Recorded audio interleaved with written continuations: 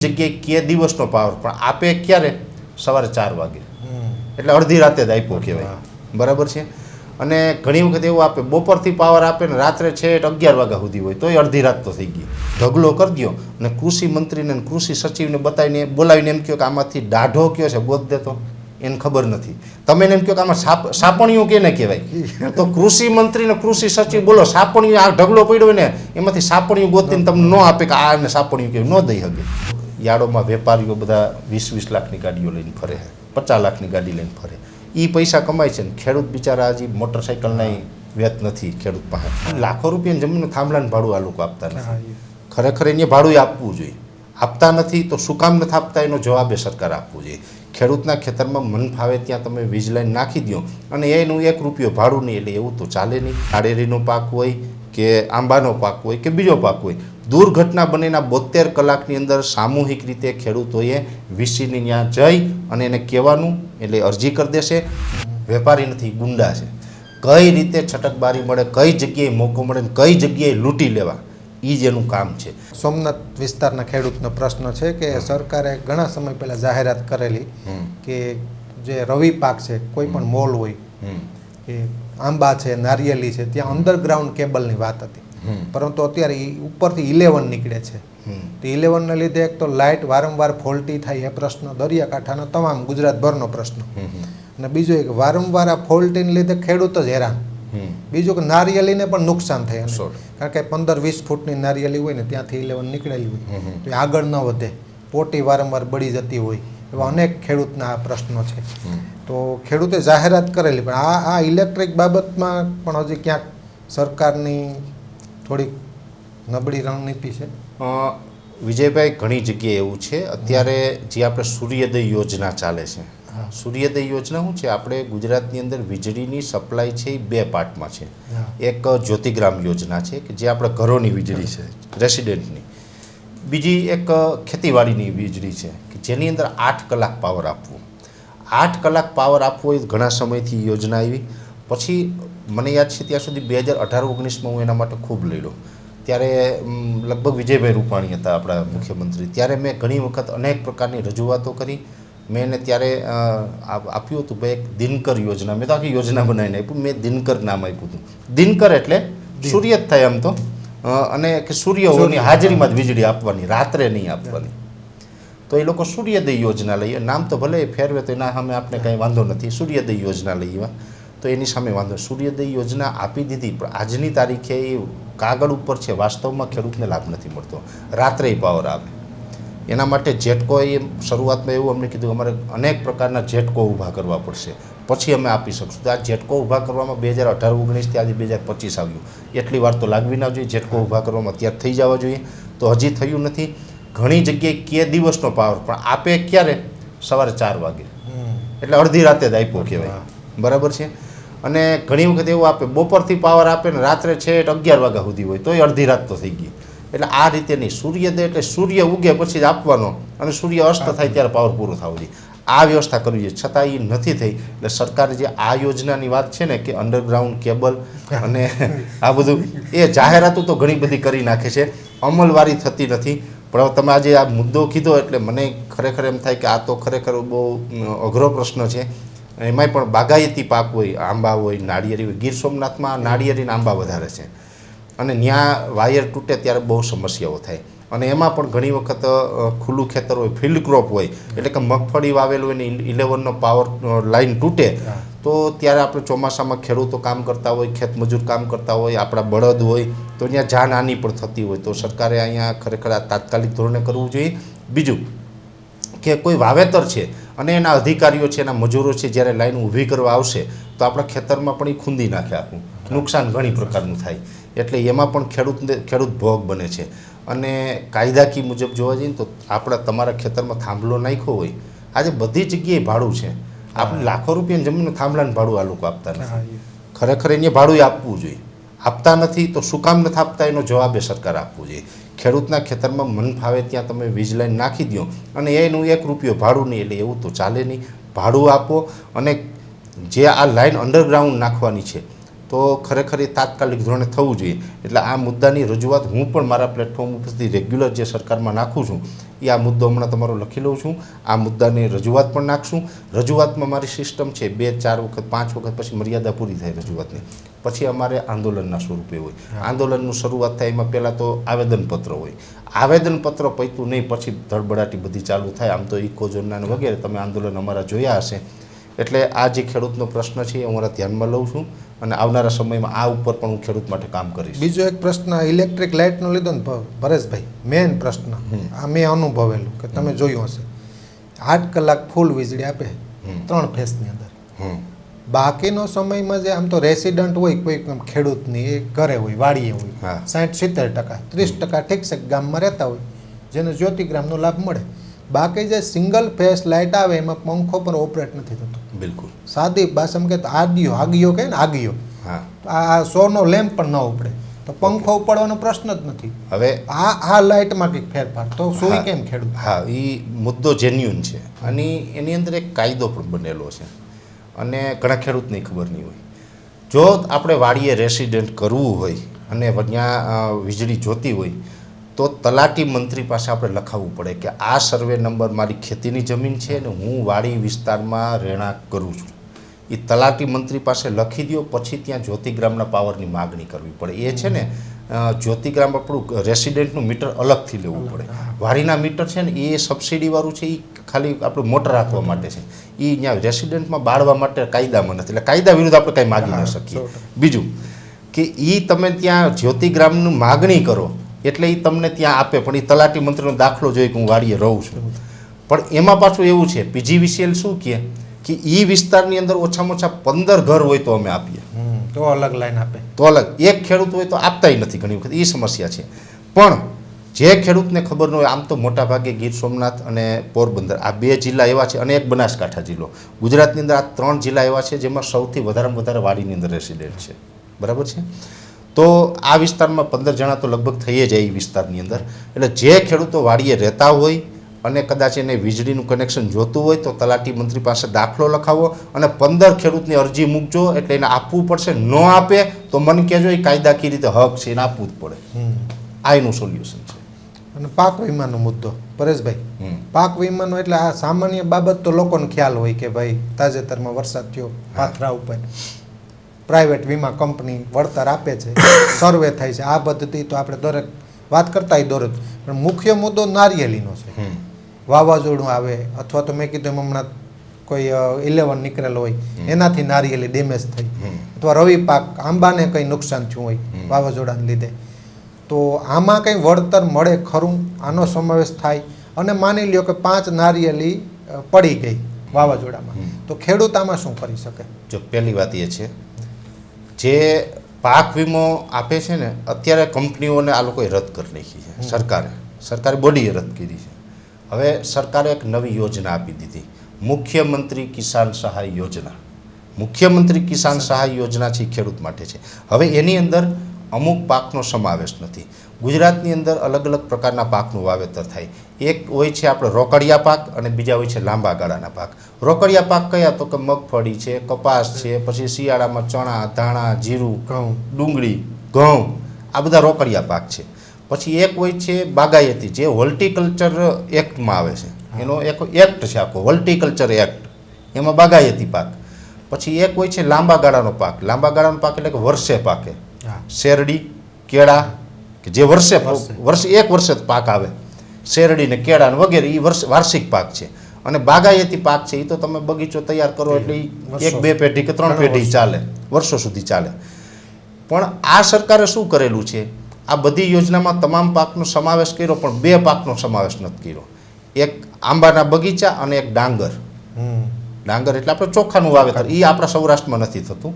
એ જે મધ્ય ગુજરાત અને દક્ષિણ ગુજરાતની વિસ્તારમાં ચોખાનું વાવેતર થાય છે, એ ડાંગર અને આંબાના પાક, એ 2 પાકને એ આમાં સમાવેશ નથી કર્યો.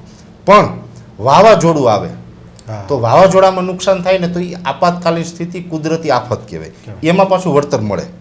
અને એમાં NDRF અને SDRF આ 2 છે, એટલે કે રાજ્ય સરકાર અને કેન્દ્ર સરકાર, આ 2માંથી NDRFની ગ્રાન્ટ અને SDRFની ગ્રાન્ટ, 2 ગ્રાન્ટમાંથી એને મળવાપાત્ર થાય. પણ એ મળવાપાત્ર ક્યારે થાય? કોઈ પણ વાવાઝોડું આવે એટલે એક પ્રકારની દુર્ઘટના કહેવાય. એ કુદરતી આફત, એક અકસ્માત થયો હોય, વાવાઝોડું આવ્યું, કોઈને આંબા પડી ગયા, કોઈને નાળિયેરી પડી ગઈ. એ દુર્ઘટના બને એના 72 કલાકની અંદર તમારે જે ગ્રામ પંચાયતની અંદર વીસીઈની પોસ્ટ હોય, એ છોકરા કોમ્પ્યુટરમાં અરજી નાખતા હોય, વીસી, એને તમારે જાણ કરવાની. દુર્ઘટના બન્યાના 72 કલાકમાં એને તમારે જાણ કરવાની. એ જાણ પછી ઉપર લેવલે એના કોમ્પ્યુટર ઓપરેટર હોય, ઉપર લેવલે જાણ કરશે, અને એ જાણ કર્યા પછી સરકારે જે નુકસાન હોય ને એનું વળતર આપવાનું હોય. એટલે હંમેશા કોઈ પણ ખેડૂતને આવી દુર્ઘટના બને, નાળિયેરીનો પાક હોય કે આંબાનો પાક હોય કે બીજો પાક હોય, દુર્ઘટના બનેના 72 કલાકની અંદર સામૂહિક રીતે ખેડૂતોએ વીસીની ત્યાં જઈ અને એને કહેવાનું, એટલે અરજી કરી દેશે. વીસીને કદાચ ખબર ન હોય, ગમે ત્યારે મારી સાથે વાત કરાવજો, કઈ રીતે કરવું એનું માર્ગદર્શન આપીશ, અને એ રીતે અરજી કરી દે. અરજી કરી દીધા પછી સરકારે નિર્ણય લેવાનો હોય કે આપવું કે નહીં. આપણે અરજી કરીને મતલબ એવું નથી કે મળી જ જવું. પછી સરકાર નિર્ણય કરશે. સરકાર નિર્ણય ન કરે તો ન મળે, સરકાર નિર્ણય કરે તો મળે. જો વાસ્તવમાં તમારું નુકસાન થયું હોય અને સરકાર ન આપે તો પછી એનો માર્ગ હોય છે અમારા જેવા એની સામે લડાકુ માણસોનું. તો આપણે બધા સાથે મળીને લડીશું. પણ વાસ્તવમાં નુકસાન હોય તો એનું સર્વે થઈ જાય. તમે અરજી કરો તો એ લોકો સ્થળ તપાસે કરશે. એ કાયદાના ભાગરૂપે છે સ્થળ તપાસ કરવું હોય. એ સ્થળ તપાસ કરશે ને સ્થળ તપાસમાં નુકસાન હશે તો દેખાશે, તો એ ચોપડામાં લખશે અને તમારે ત્યાં હાજર રહેવાનું. એ નુકસાન નથી થયું એવું લખીને જશે તો નહીં મળે. એટલે શું લખે એ પણ તમારે ખરાઈ કરવાની. એટલે આ રીતે એનો કાયદો છે ને, આ રીતે મળવાપાત્ર હોય એ રીતે મળી જાય. અને ખેત ઓજારો હમણાં સરકારે જસ લીધો ખૂબ, તો કે જાગૃતિ કરવા ખેડૂતને, ખાલી સરકારને દોષ દેવો એવો મુદ્દો નથી કે 12% જીએસટી બાદ સસ્તું, ટૂંકમાં એટલું ખેત ઓજારો. હવે માની લો કે મારો મિત્ર છે દાંતી લેવા ગયો, 17,000 હતા, હવે જીએસટી બાદ થયો 12%, ઘટાડ્યો એટલે 14,800 કે 900 મળવું જોઈએ. તો કંપનીએ તો એટલા જ લીધા છે, 17,600 કરી દીધા છે, ભાવ વધારી દીધો છે. આ ફક્ત એક દાંતીની વાત નહીં, ખેત ઓજારો તમામ, ટ્રેક્ટરના તમામ ઓજારો હોય, સામાન્ય રીતે બીજી કોઈ વસ્તુ હોય, આ મુદ્દો છે. આમાં ખેડૂત જાગૃત કઈ રીતે થઈ શકે, ભાવ વધારો કરી દે છે. વિજયભાઈ, માર્કેટની અંદર આપણે કહીએ ને વેપારી પણ 10% વેપારી છે, 90% ગુંડા છે. વેપારી નથી, ગુંડા છે. કઈ રીતે છટકબારી મળે, કઈ જગ્યાએ મોકો મળે, કઈ જગ્યાએ લૂંટી લેવા, એ જ એનું કામ છે. આજે ખબર છે કે ભાઈ કોઈ ખેત ઓજાર છે 100 રૂપિયાનું મળતું હતું, બરાબર, માર્કેટમાં આપણે લેવા જઈએ તો 100 રૂપિયા, દાખલા તરીકે દાંતરડું આપણે 100 રૂપિયાનું મળતું હતું. હવે એના ઉપર ટેક્સ ઘટાડ્યો છે તો 100 રૂપિયાનું પછી 95માં મળવું જોઈએ, 92માં મળવું જોઈએ.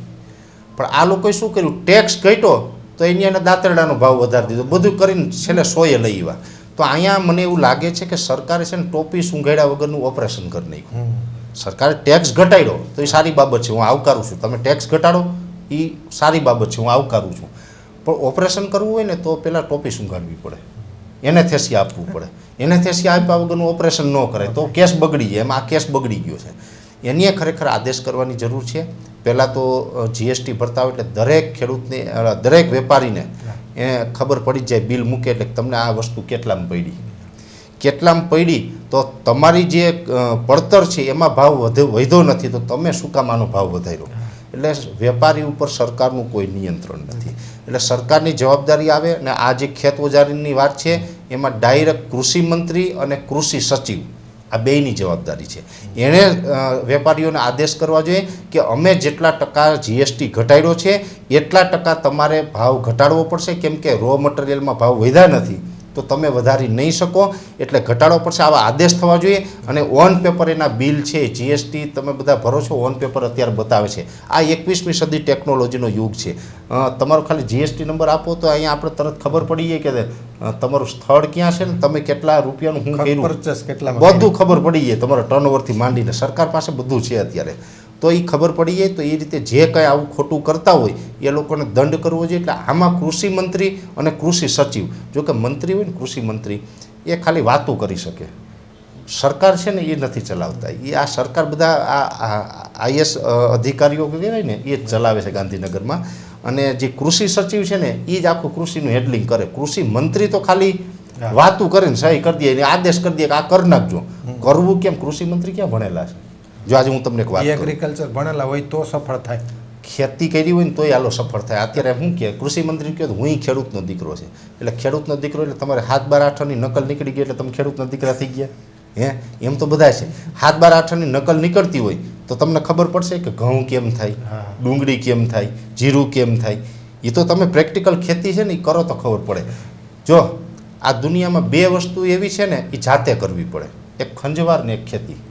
એ જાતે ન કરો ને તો થાય નહીં. આપણે ખંજવાળ આવે ને જાતે ખંજવાળવું પડે. બીજાને એમ કંઈક તું ખંજવાળી દે તો આપણે અહીં ખંજવાળ આવે ને એ અહીં ખંજવાળે, એ ન થાય. અને ખેતીમાં એવું છે, તમે જાતે કરો ને તો જ તમે સફળ થાવ. તો કૃષિ મંત્રી છે એ 7-12-8 નહીં કરતી, પણ ખેતી નથી કરીને એટલે એને ખબર નથી. આ ખેત ઓજારની વાત છે. હું તમારા માધ્યમથી એક ચેલેન્જ આપું કૃષિ મંત્રીને અને કૃષિ સચિવને, બેયને. ખેત ઓજાર છે ને એ ઓળખી નથી શકતા. બોલો, હું તમને એમ કહું, ખેત ઓજાર આપણે કેટલા જોઈએ? દાંતી, રાપ, પંચિયા, જોતર, હાથીનાળિયું, સાપણિયું છે કે ધોહરું છે, બરાબર છે. આ બધું ખેત ઓજાર આવે ને. ખરપિયો છે, રાપ છે, બલુનિયા છે, આ બધા ખેત ઓજાર છે. આ બધાનો એક ઢગલો કરી દો અને કૃષિ મંત્રીને અને કૃષિ સચિવને બતાવીને બોલાવીને એમ કહો કે આમાંથી દાઢો કયો છે ગોત દેતો, એને ખબર નથી. તમે એને એમ કહો કે આમાં સાપણિયું કેને કહેવાય, તો કૃષિ મંત્રી ને કૃષિ સચિવ બોલો સાપણિયું આ ઢગલો પડ્યો ને એમાંથી સાપણિયું ગોતીને તમને ન આપે કે આ સાપણિયું કેવું, ન દઈ શકે. એને ટૂંકમાં એનો વિષય જ નથી, એને ખબર જ નથી. અને આપણા દેશનું એક દુર્ભાગ્ય છે, જેને ખેતીમાં કાંઈ ખબર ન પડતી હોય એ કૃષિ મંત્રી બને. જે કોઈ દી છે ને હાઈસ્કૂલ સુધી ભણેલો ન હોય ને એમાંના શિક્ષણ મંત્રી બને. આ બહુ વિચારવા જેવું છે. બરાબર. અને આવા મંત્રીઓ બને ને એટલે દેશનો બંટાધાર થાય. એ આપણા દેશનો અટાણે થઈ જ રહ્યો છે. એટલે આ કૃષિમાં આ જે તમે કીધું ને કે આ જીએસટી ઘટ્યો પણ ખેડૂતને લાભ ન મળ્યો, એનું કારણ બસ આ જ કે સાપણિયું કેટલા રૂપિયાનું આવે તો ખેડૂતને ખબર છે. કૃષિ મંત્રીને સચિવને બોલો, એને જેને પૂછો કે દાંતેડાનો ભાવ શું હોય, એને ખબર નથી. એને તમે પૂછો કે ભાઈ મારે ચવડા બનાવવા કેટલા રૂપિયાના બનશે, તમને મને ખબર છે, આપણે ખેડૂત છે એટલે.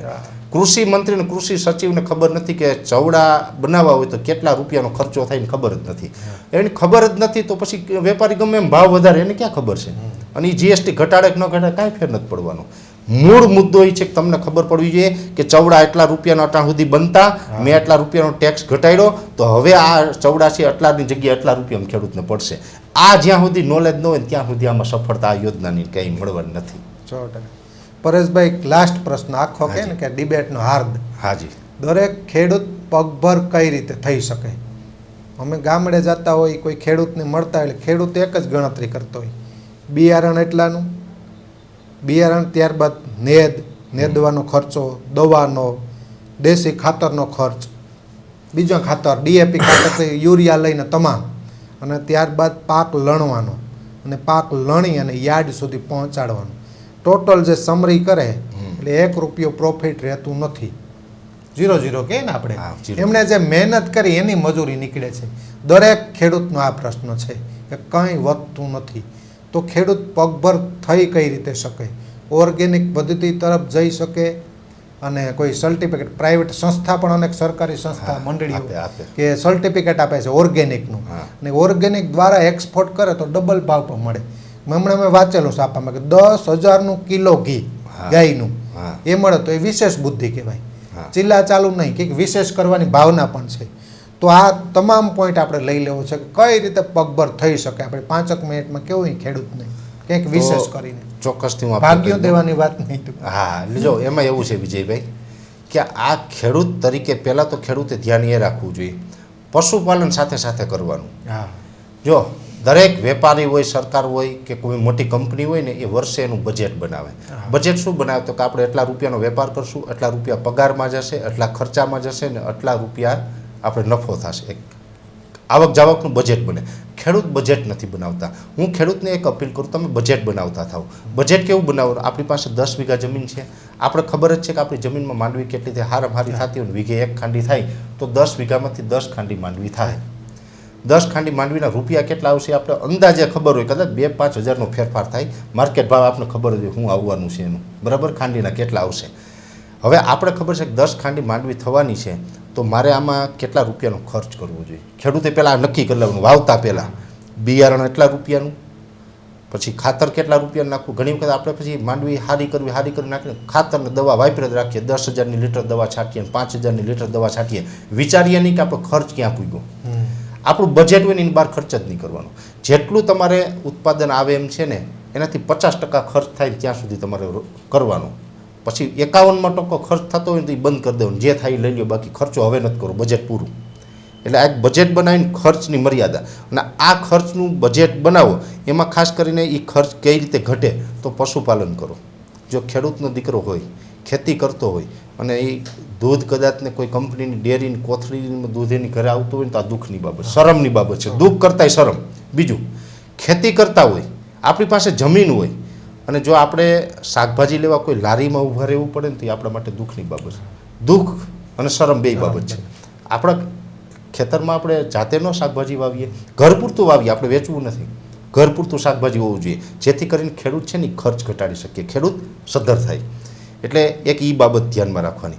બીજું શું કરવાનું કે કોઈ પણ આપણો માલ હોય ને જો બની શકે ને તો આપણા જ પેકિંગમાં વેચો, તમે પોતાના પેકિંગમાં વેચો. એપેડા કરીને એક સંસ્થા છે, ગુજરાત ઓર્ગેનિક ફાઉન્ડેશન કરીને સંસ્થા છે, બીજી પણ ઘણી બધી સંસ્થા છે કે જેને ગવર્મેન્ટે પરમિશન આપેલી, તમને ઓર્ગેનિકનું સર્ટિફિકેટ પણ આપી શકે. અને તમે તમારો એક ફાર્મનું નામ આપો, તમે જે વેચાણ કરો છો ફાર્મમાંથી પ્રોડક્શન આવ્યું એના ઉપર કોઈ ટેક્સ નથી, કૃષિ ઉપર આવકમાં તો કોઈ ટેક્સ નથી, ખેતીમાંથી તમે જેટલું વેચશો એમાં ટેક્સ નથી. બીજી વાત એ છે કે પ્રોસેસ કરીને વેચો. કોઈ પણ વસ્તુ હશે ને વિજયભાઈ, પ્રોસેસ કરીને જો તમે વેચો ને તો તમને વધારે પૈસા મળશે. દાખલા તરીકે મગફળી આખી તમે દોડવા વજન કરીને દઈ દો ને, એટલે એમાં જેટલા પૈસા મળે ને એના કરતાં તમે ફોલીને દાણા કરીને આપો ને તો વધારે પૈસા મળશે.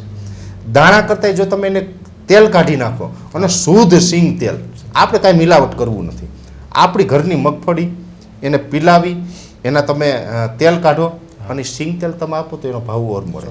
એ સિંગ તેલમાં પણ તમે જો કદાચ લૂઝ વેચો તો જેટલા પૈસા મળે એના કરતાં તમારી બ્રાન્ડ પેક કરીને વેચો તો ઓર પૈસા મળે. સામે ખોડના એટલો પ્રોફિટ મળે છે, ખોડના એટલો પ્રોફિટ મળે. હું તો કહું કે અત્યારે છે ને મગફળી વેચવી ને એના કરતાં સિંગ તેલના ખોડ તૈયાર કરીને વેચો ને તો એમાં પૈસા વધારે મળશે, એ ફાયદો થશે. આ એક મગફળીનું ઉદાહરણ છે. દરેક બાબતમાં આ રીતે આપણે જો કરવામાં આવે ને તો પૈસા વધારે મળે. અને યાર્ડો છે ને એની અંદર ભાવ નથી મળતો. આમ તો યાર્ડોમાં વેપારીઓ બધા 20-20 લાખની ગાડીઓ લઈને ફરે, 50 લાખની ગાડી લઈને ફરે, એ પૈસા કમાય છે ને ખેડૂત બિચારા હજી મોટરસાઇકલના વેત નથી ખેડૂત પાસે. નવી મોટરસાઇકલ લેવી હોય તો 2-3 વર્ષ વિચારે. તો હું તો એમ કહું કે યાર્ડમાં દેવા કરતાં આ રીતે ડાયરેક્ટ જો આપણે કસ્ટમર સુધી પહોંચીએ, ખેડૂતે પોતાના ખેતરમાં ઉત્પાદન આવે, આપણે ખબર હોય કે 100 ડબ્બા આપણે આવ્યા તો 100 ડબ્બા તમારે વેચવા હોય તો તમારે કેટલા કસ્ટમર ગોતવા પડે? બહુ જાજા નહીં ગોતવા પડે.